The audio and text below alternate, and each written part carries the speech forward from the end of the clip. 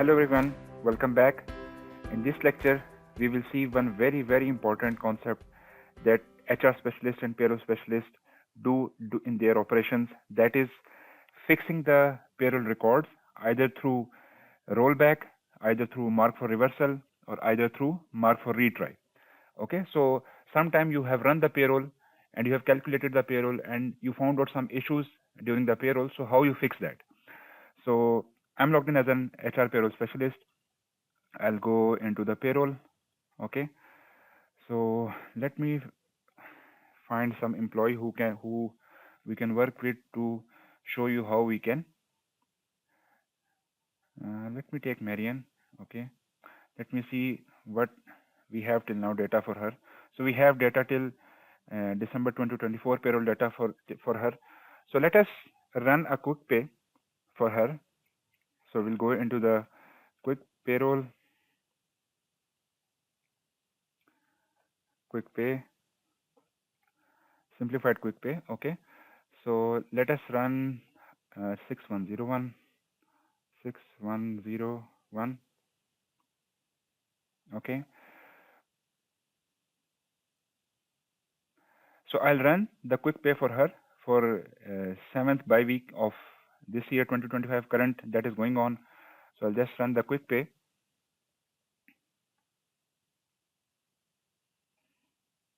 So we'll see here if we find some issue in the payroll element entries that employee was paid wrong, or he was there was some problem with the calculation and you have to fix the data in the HR in time and attendance or unpaid leave, or some data was not there and payroll was processed and you have to fix the data, then how you can do that. I'll show you in the quick pay, and same will apply onto the, of course, calculate payroll run in the bulk. And I will show you what activities we can do on the batch process of calculate payroll as well. But in this lecture, I will show you the rollback and reversal, how it works. Okay, so now the quick pay is run for Marianne. So let me update the person results. So we can see the quick pay is run for the April 2025, and net payment is 1955. Okay, so here what we can do is, when we click here, we are in the person results screen. Since this is a quick pay, so we can work with the individual employee. We can roll back, we can mark for retry, and we can do the reversal. Okay, so if we do the rollback, for example, let me do the rollback. Okay, rollback means that employee that it's similar like this process was not run at all. So there is no track, and we found the issue and we did the rollback and we will run it again. Okay, so rollback is kind of a deletion, and system will not track it and it's gone from the system. Okay, so that's how rollback works. So rollback is gone now. Quick pay is gone. There is no payroll for her in the month of April. So now I will show you the reversal. So let me run the quick pay for her again for the same payroll period. Now it's, since we rolled back, it's gone. So let me run again for this 7/20/25. Okay, but you can only do the rollback if the next processes that were dependent on this process is not run. For example, prepayments and these steps are run on top of the quick pay and calculate payroll, right? So if prepayments and costing of payment and archive payroll result has been run, then you cannot run the rollback because the dependent processes are already run. So in that case, we have to go with the reversal. Okay. So let it run. I will show you the reversal.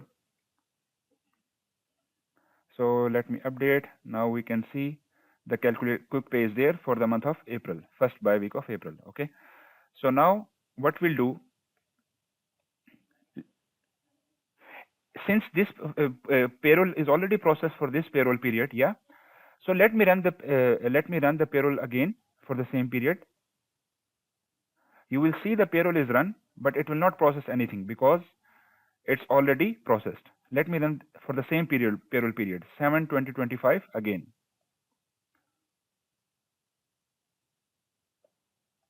I'm doing this to show you how the reversal will work. So when we do the reversal is kind of not a rollback. It does not delete it from the system.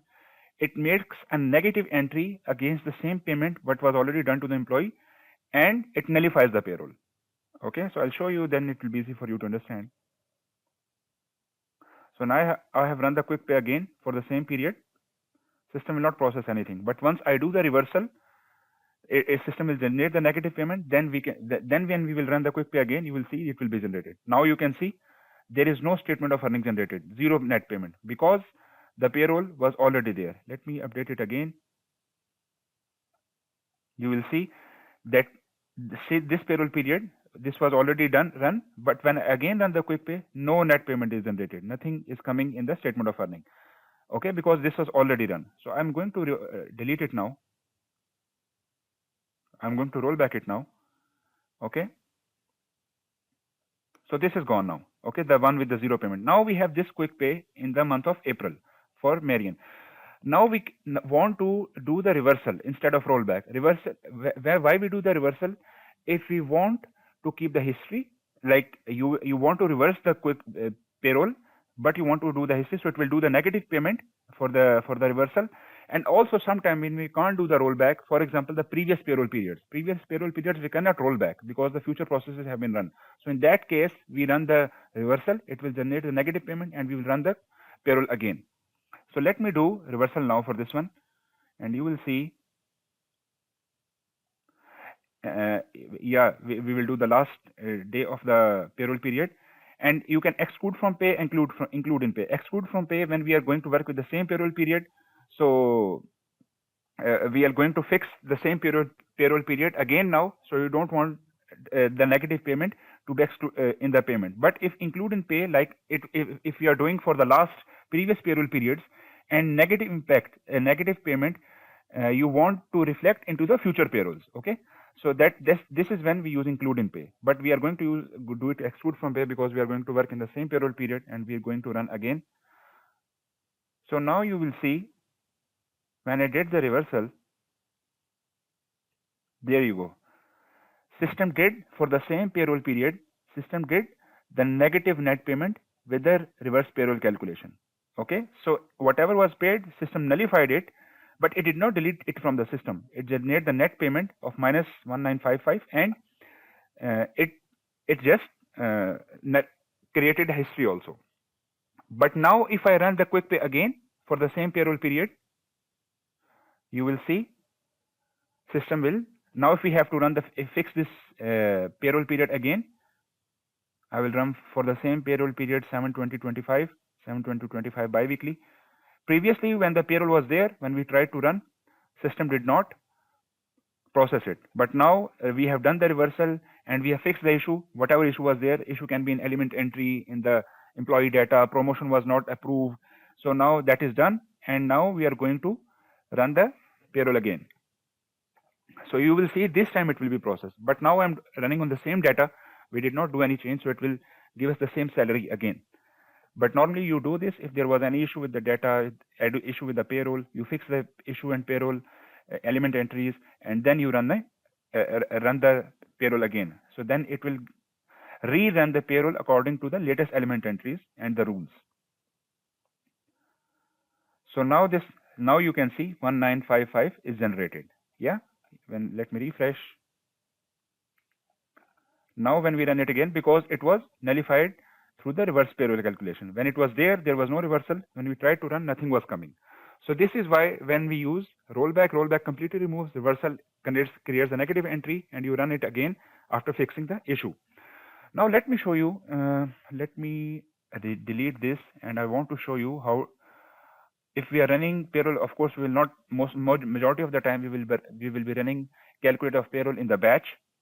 Okay, so in that case, for example, let me remove this one. Let me remove reversal also.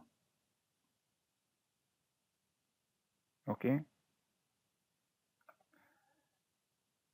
and let me remove the quick pay here also for the month of April, first biweekly. Now I want to show you how we do it, the rollback and mark for retry in the batch process. So I'll go same way. I will submit a flow for her. Submit a flow. She is part of the same payroll. So I will run this payroll and I will show you.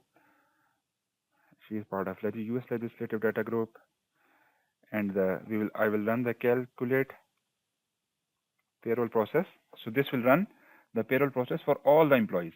So XX April 1. I'm just giving test. So I will select the payroll where she is there. Okay, so financial services bi-weekly. Payroll period is 7/20/25. 7/20/25. Okay, so this is current payroll period. Run type is regular. I will submit, and this will run the payroll for all the employees.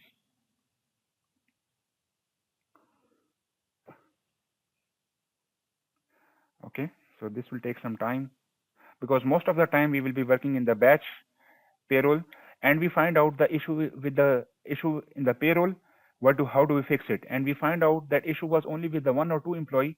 So maybe you have more than 1,000 employees in this payroll, right? So you don't want to roll back whole payroll, and you want to fix only one or two cases, and you will run the payroll again. So this is when we use mark for retry. So let it run.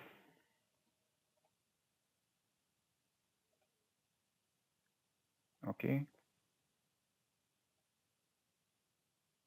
So this is run. It's done. So let us see. Okay, now we can see with this payroll process name, a flow name for month of April, she is being paid, and the process was calculate payroll. Before it was quick pay. Okay. So now if we came to know that there was issue with this whole payroll process, we can just simply click. We can simply say rollback. What it will do, it will roll back all the payroll for all the employees. Okay, so I'm not going to do it. It's the same like I show you in the rollback for the quick pay, because it will take time. So I will roll back. It will just roll back all the payroll for Marian also, and also all the other employees for this payroll. But I want to show you the purpose of mark for retry. This is going to be heavily used. Okay, so similarly, you can also roll back all also if you have related task with this flow. Okay, so now let me go into the quick calculate payroll. Okay, there are 31 staff who are processed in this payroll, but we found out there was some issue with the Marian Brown. Her promotion was not reflected and it was not approved, or for any reason. So instead of running all this payroll again, rollbacking again this payroll again and rerunning it again, because this is 31, maybe you have more than 1,000, 2,000 employees in one payroll, right? So in that case, what we will do for Marian, we will mark her for retry. We can do, of course, reversal also, rollback also. If I do rollback, it will roll back only the payroll for Marian, not other employees. Okay. If I roll back whole payroll, it will roll back all the payroll. But inside this payroll, I can go action and roll back. It will roll back the payroll only for Amber. I can do it from here also. Since I'm in the person record, in the person result for Marian, I can click here. I can say action, rollback, mark for retry, and reversal also in the person result screen also. So this will only roll back, reversal, or mark for retry for Marian. But I just want to show you here. I'm going to mark for retry only for Marian. Okay. Okay. Was submitted. Let us see the status for.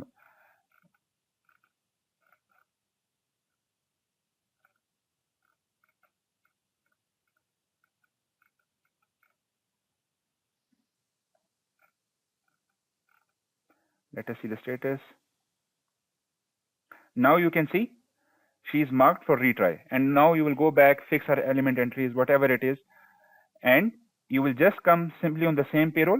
You will just click on these 3 dots and you will just say retry. So in this case, when you retry the payroll, it will only process the employees who were marked for retry. Okay, so maybe you have 1,000, 2,000 staff and you wanted to fix only 2 or 3 employees. So that way you will just mark them as for the retry, and instead of rolling back the whole payroll, you will just click on the retry, and once it's done, it will again show here the processed.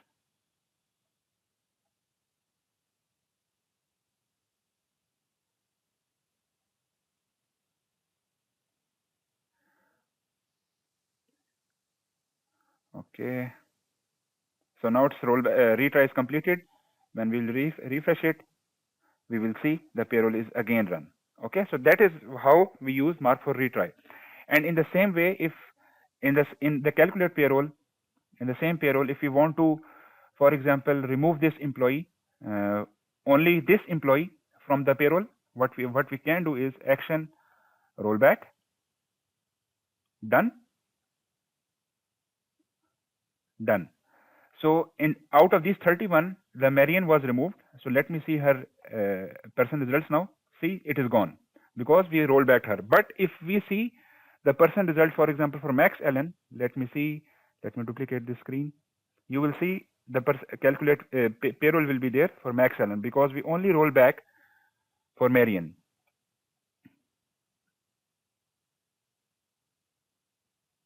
So let me go to payroll, person results. Yeah. So let me select Max Allen. See, Max Allen payroll is there as part of the same process because we only roll back Marian here. Max Allen is there. So that is how we can even individually roll back one employee from the payroll. Especially this is good for the cases when you will have some errors for some employees and there are maybe 1 or 2, 3 cases and you want to process for the other employees. You can come ahead. You can remove it, roll back from the payroll, and you can move forward for the rest of the employees for the next processes, payments and prepayments and payslips. So this is anything else pending? Yeah, I can show you also. If we roll back whole payroll, we can roll back the whole payroll. What it will do, it will remove the payroll for all the employees. So let it refresh. It was gone for Marian before because we individually removed her. Now when this process will be finished, we will see that Max Allen payroll will also be gone for this payroll period.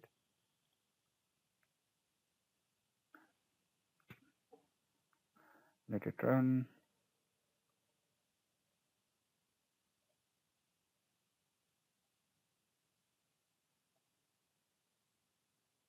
Okay, so this is done. When we roll back the payroll flow, it says the corrected process. It does not say remove. It's like corrected process. When we'll come here, when we'll see the Max Allen record, it's gone. It's rolled back because we rolled back the whole payroll and every employee under this payroll was gone.